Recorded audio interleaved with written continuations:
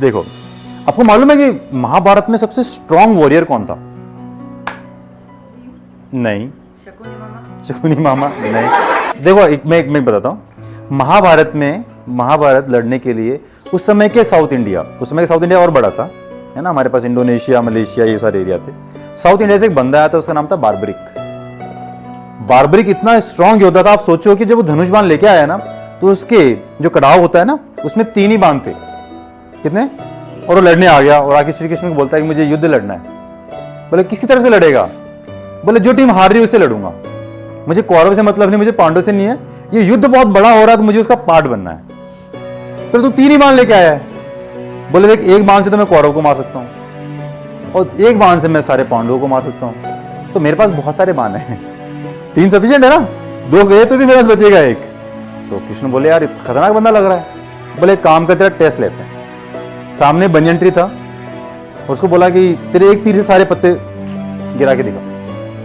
तो श्री कृष्ण ने क्या किया था, जब वो पत्ते, है ना, हवा चलती पत्ते तो गिरते ना, एक पत्ता तो अपने पाँव के नीचे दबा लिया, ओके।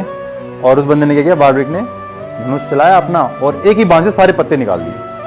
और वो बाण, लास्ट में बचा हुआ बाण जो है ना, वो श्री कृष्ण के पाँव के आस घूमने लग गया। क्या बता रहा है भाई? पत्ता बाकी है। श्री कृष्ण को लगा भाई आदमी तगड़ा है, ये कांड कर सकता है। और उसने बोला क्या है बार्बरिक ने, जो टीम हार रही है उससे लड़ूंगा।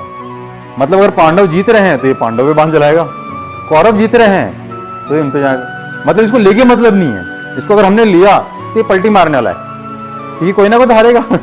जिस तरफ ये रहेगा वो जीतेगा, जिसको पसंद नहीं है ये पलटी मारेगा, दूसरी तरफ से हमको ही मारेगा। बोले क्या किया जाए? तो उन्होंने एक आइडिया अपनाया। बोले बार्बरिक मुझे कितना मानता हो? तो बोले आपको भगवान की तरह मानता है। बोले मुझे एक वचन चाहिए तेरे से। बोले दिया, है ना। बोले मुझे उस बंदे का सर कटा हुआ चाहिए। बोले किसका? अपने कैंप में गए और एक आईना लेके आए, बोले इसका। बार्बरिक ने सर निकाल के दे दिया, लेकिन देने से पहले उसने एक चीज बोली कि मैं इतनी दूर से आया हूं, मुझे युद्ध देखना है। तो बार्बरिक का क्या किया, उन्होंने सर लिया और एक बहुत अच्छे माउंटेन पे ऊपर लेके हाइट पे रख दिया, जहां से उन्होंने पूरा महाभारत का युद्ध देखा। और इसलिए कहा जाता है कि 2 ही लोगों ने, कितने लोगों ने? 2 ही लोगों ने महाभारत को लाइव देखा था। एक तो थे बार्बरिक साहब हमारे, और दूसरे थे हमारे पास में दुर्योधन के पापा जी धृतराष्ट्र के ड्राइवर संजय ने उनको कहानी सुनाई थी कि नहीं सुनाई थी? हाँ, दिव्य दृष्टि से, ठीक है ना, वो उस समय का टेलीविजन। तो बार्बरिक के बारे में जरा पता करो, खतरनाक बंदा है कि नहीं है।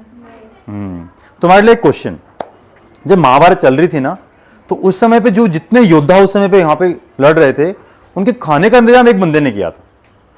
एक बंदे ने बोला था इनका खाने का इंतजाम, क्योंकि मैं फिर बताता हूं भाई, इंडिया में वो जो जमाना था उस समय वॉर ऐसी होती थी जिसके अंदर दोनों लड़ रहे हैं।